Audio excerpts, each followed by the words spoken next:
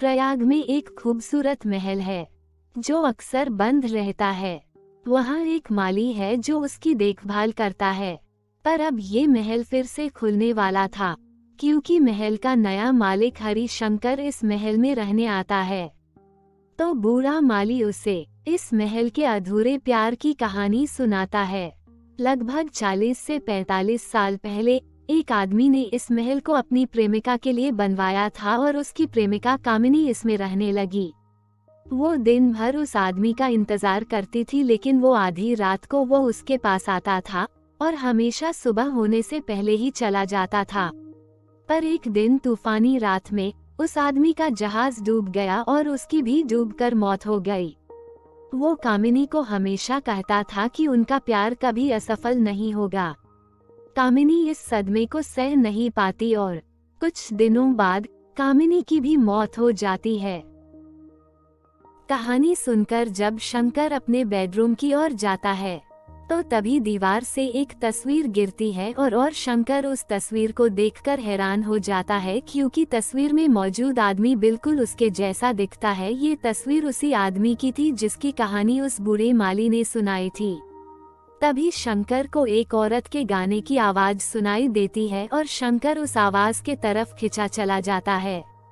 शंकर उसे एक कमरे में बैठा हुआ पाता है, लेकिन उसे देखकर वो औरत वहां से गायब हो जाती है।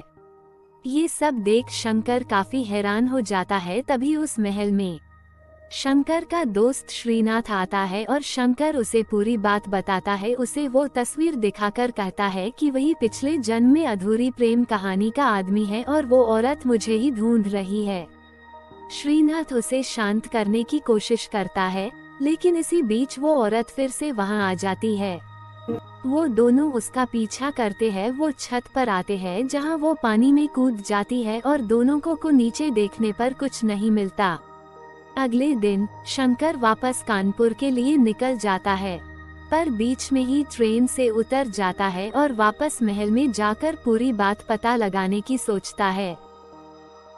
जहां कामिनी उसका इंतजार कर रही होती है, वो बताती है कि वो भूत नहीं असली है, लेकिन श्रीनाथ बीच में आता है और शंकर को चेतावनी देता है कि वो उसे मौत के घाट उतार देगी।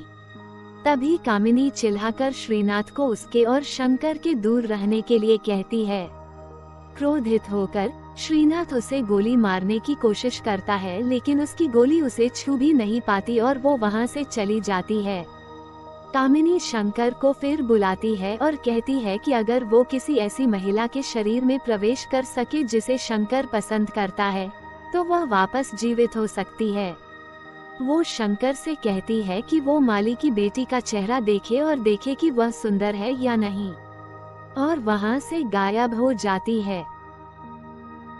महल में शंकर के पिता की एंट्री होती है। उन्हें श्रीनाथ ने पहले से ही सब बताया होता है। वो शंकर को वहां से निकालना चाहते थे। वो शंकर की शादी कहीं और तय कर देते हैं और शंकर भी यहाँ से जाना चाहता था। वो शादी के लिए मान जाता है और वो कामिनी को भूलने के लिए अपनी पत्नी के साथ बहुत दूर जाने का फैसला करता है। 2 साल बाद शंकर की परेशान पत्नी रंजना ये जानना चाहती है कि शंकर हर रात कहाँ जाता है।